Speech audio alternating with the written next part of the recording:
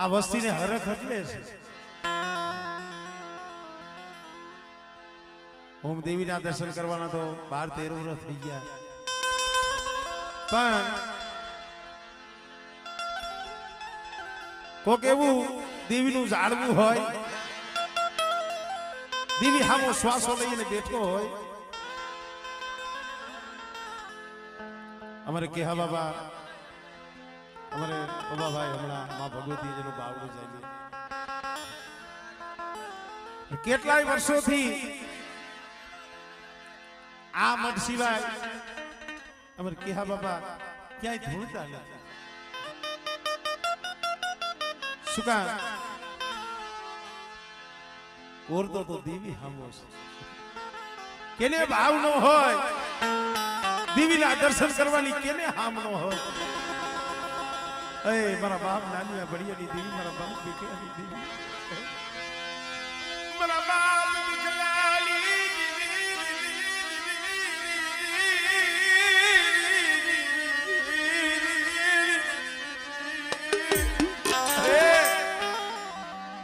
પાછું વળી જોતો ખરી વસ્તી રોવે છે. હમણે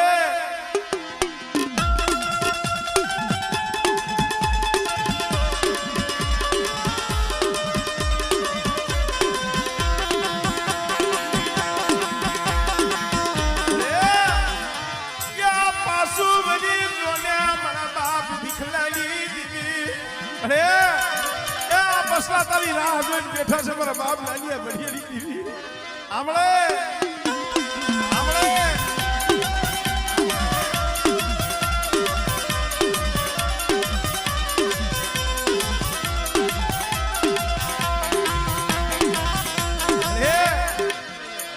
વસ્તીને ઓરતો તો ઈ છે. અમારી રાખડી ખબર આવતી આવે.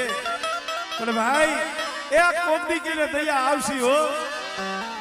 મારા કહેલા મારી ભીખલેલી વસ્તીને કહી દે હોશિયાર આહુડા ન પડે.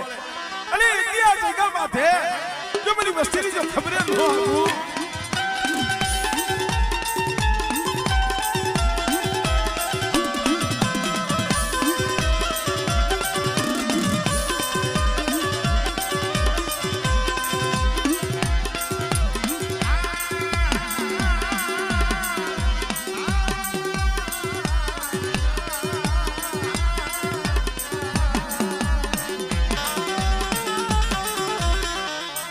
ભગડિયા બેહાલી ભાંગનારી રે રે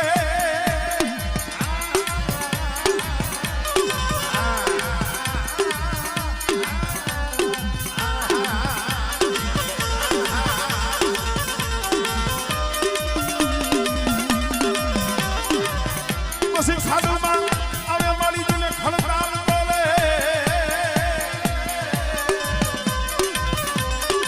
પછી પડસાને નહીં તારો પાડો રે રે રે મારા પગલા. આ જગા મથે વિહરીએ તારું બાવડું ચાલ્યું બેટે. અને મારી દીકરાની વસ્તી કદાચ મારી રતિને ઓળખી લઈએ, અને મારી દીકરાની દેવીને બોલીને ઓળખી લઈએ, અને એમ કીધું મારી દીકરાની વસ્તીના જો આહુડા નોનું છું ને એટલે મને નાની ભણિયાની દેવી મને હોય થઈ જાય.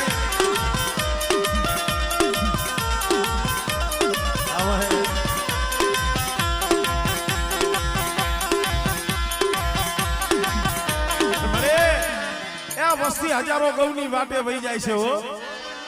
પાપી પેટ હાટું થઈ કોઈ ભોગી આવ્યા, કોઈ ભોગી આવ્યા મારી દેવી.